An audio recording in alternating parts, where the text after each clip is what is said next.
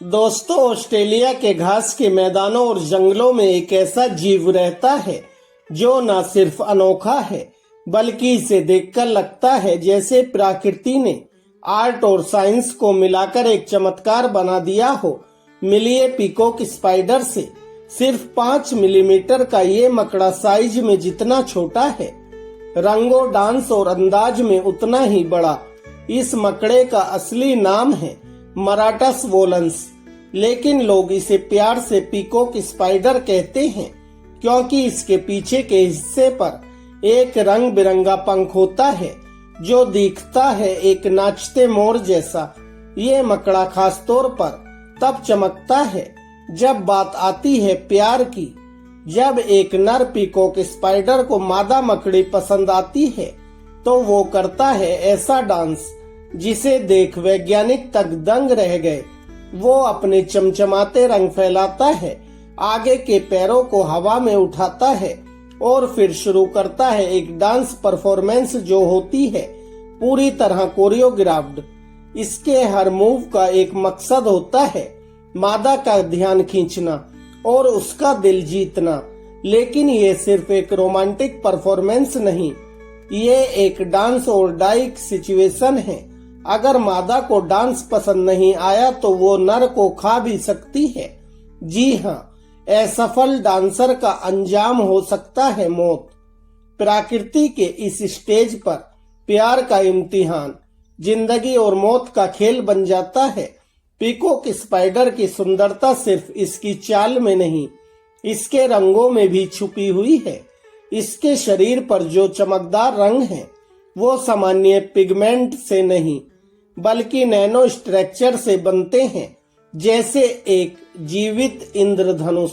वैज्ञानिकों ने पाया है कि इसके शरीर की सतह सूक्ष्म स्केल पर इस तरह डिजाइन की गई है कि वो रोशनी को रिफ्लेक्ट करके एक ऐसी ब्रिलियंट रंगतें बनाती है जो इंसानी तकनीक भी आज तक पूरी तरह नहीं कर पाई।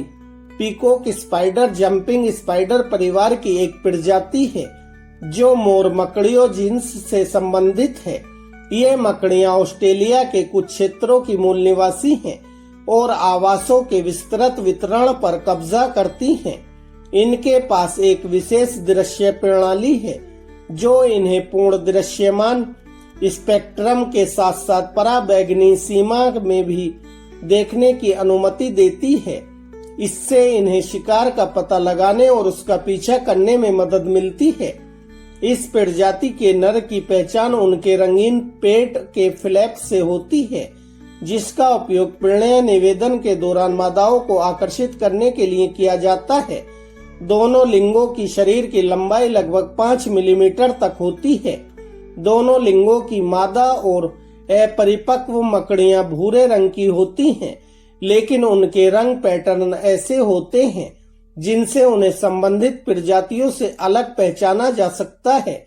लाल, नीले और काले नरों के पेट में फ्लैप जैसे विस्तार होते हैं जिनमें सफेद बाल होते हैं जिन्हें नीचे मोड़ा भी जा सकता है। उनका उपयोग संभोग के दौरान प्रदर्शन के लिए किया जाता है। नर अपना पेट उठाता है, फिर फ्लैप को फैलाता और उठाता है ताकि पेट सफेद रंग का एक गोलाकार क्षेत्र बन सके। इस संबंध में प्रजाति और वास्तव में पूरे मराटस जीन्स की तुलना में मोर से की गई है। पैरों की तीसरी जोड़ी भी प्रदर्शन के लिए उठाई गई है, जिसमें काले बालों और सफेद युक्तियों का एक ब्रश दिखाई देता है। इन पैरों का उपयोग मादा का ध्यान आकर्षित करने के लिए ताली बजाने की गति में भी किया जाता है।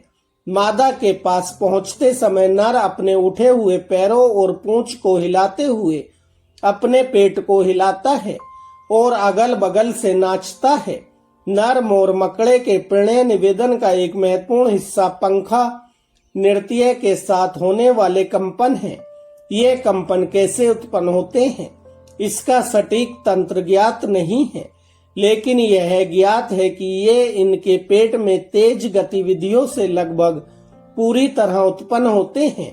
कंपन 3 प्रकार के होते हैं: रंबल, रंप, क्रंच रोल और ग्राइंड रेप्स। रंबल रंपिणे निवेदन के दौरान लगातार उत्सर्जित होते रहते हैं और नर के मादा को देखने से पहले भी शुरू हो सकते हैं। यह नाम दो अलग अलग ध्वनियों रंबल और रंप से आया है। क्रंच रोल और ग्राइंड रेफ्स प्रीमाउंट डिस्प्ले से ठीक पहले देखे जाते हैं। जिन नरों ने दृश्य प्रदर्शन और कंपन संकेत दोनों में ज्यादा प्रयास किया उन्हें संभोग में ज्यादा सफलता मिली। ज्यादा मापा प्रयास होने का मतलब था दृश्य प्रदर्शन में अधिक समय लगाना या अधिक जोश के साथ कंपन करना। जो मादाएं नर के साथ संभोग करना चुनती हैं उनके लिए संभोग का समय भी दृश्य प्रदर्शन और कंपन संकेत के साथ सकारात्मक रूप से सहसंबद्ध होता है। अन्य महत्वपूर्ण पहलू हैं दृढ़ता, मादा के साथ में रहना और उसके साथ निरंतर दृश्य संपर्क बनाए रखना। यदि मादा रुचि रखती है तो वह कभी कभी अपने तीसरे जोड़े पैरों से संकेत देकर निकट आने वाले नर को जवाब देती है। चलते समय उसके पैर फैले हुए होते हैं। अक्सर एक पैर दूसरे की तुलना में ज्यादा व्यस्त होगा। मादाएं केवल एक बार ही संभोग करती हैं। यदि नर तब भी अपना नृत्य जारी रखता है। जब मादा की रुचि नहीं होती तो वह उस पर हमला करने, उसे मारने और खाने का भी प्रयास करती है। वह संभोग के बाद भी ऐसा कर सकती है। नर कूद कर बच सकता है। मादा का व्यवहार बताता है कि नरों ने अनोखी यौनद्वैरूपी विशेषताएं और प्रणय व्यवहार क्यों विकसित किए हैं। यदि मादा पहले से ही संभोग कर चुकी है तो वह अधिक आक्रामक दिखाई देगी और अन्य नरों के प्रदर्शनों के प्रति कम ग्रहणशील होगी। यह तब भी हो सकता है जब मादा केवल नर से प्रभावित नहीं हुई हो। उसके पास एक विरोधी ग्रहणशीलता संकेत है जो नरों को बताता है कि वह ग्रहणशील नहीं है। यह नर और मादा दोनों के लिए एक कार्य करता है। नर अनिच्छुक मादा पर अपनी ऊर्जा बर्बाद करना बंद कर देंगे। नर के प्रदर्शन से शिकारियों को आकर्षित करने की संभावना है। इसलिए प्रदर्शन को रोकने से मादा और नर दोनों को संभावित खतरों से बचाने की संभावना है। प्रणय प्रदर्शन के दौरान नर धीरे धीरे मादा के पास आता है क्योंकि वह अपने कवच को लगभग जमीन तक नीचे कर देता है जब तक कि वे लगभग एक शरीर की लंबाई अलग नहीं हो जाते। यदि मादा भाग नहीं जाती है तो वह प्री माउंट डिस्प्ले शुरू कर देता है।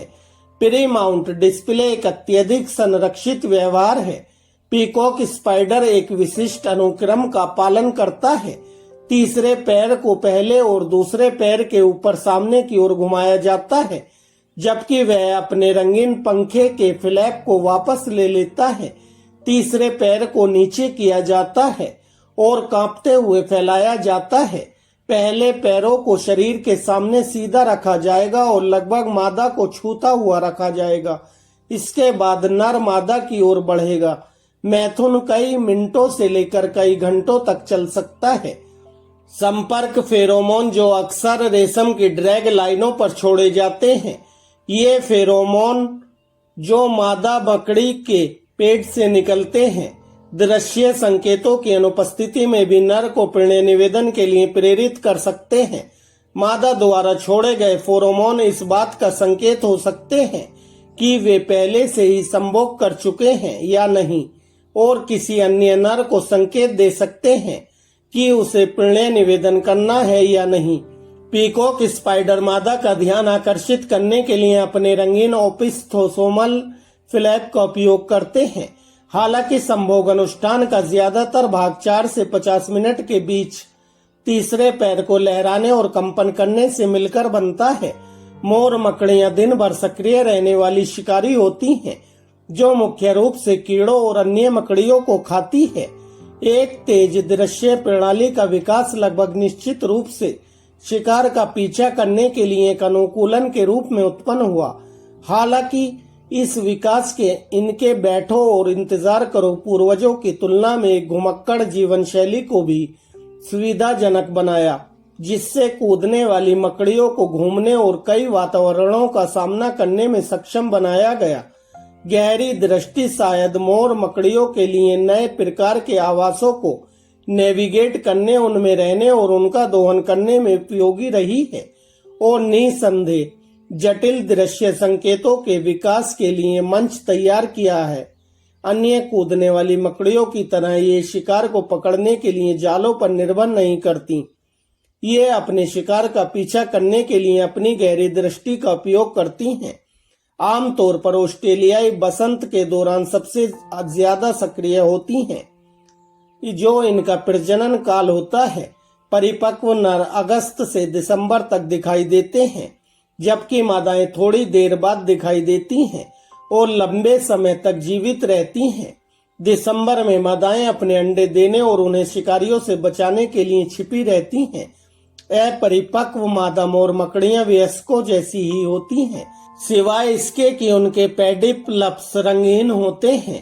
अपरिपक्व नर मोर मकड़ियों में ओपिस्थोसोमल पंखा कार्पेट की एक प्रमुख सफेद सीमांत पट्टी, साथ ही तीसरे पैरों की विशेषज्ञता का अभाव होता है। नर यौन परिपक्वता तक अपने रंग नहीं बनाते हैं। इनका जीवन काल लगभग 1 साल बताया जाता है। दिसंबर में मादाओं को भूमिगत घोंसले बनाते हुए देखा जाता है, जहां वे अंडे देती हैं। मादाओं को पीड़ती कलच 6 से 15 अंडे देते हुए देखा गया है। नर अगस्त में अंडे से निकलते हैं और दिसंबर तक जीवित रह सकते हैं, जबकि मादाएं थोड़ी देर से अंडे से निकलती हैं और नर की तुलना में ज्यादा समय तक जीवित रहती हैं। मोर मकड़ियों का ज्यादातर हिस्सा जमीन पर रहता है और पत्तियों के ढेर या सूखी टहनियों पर पाया जाता है।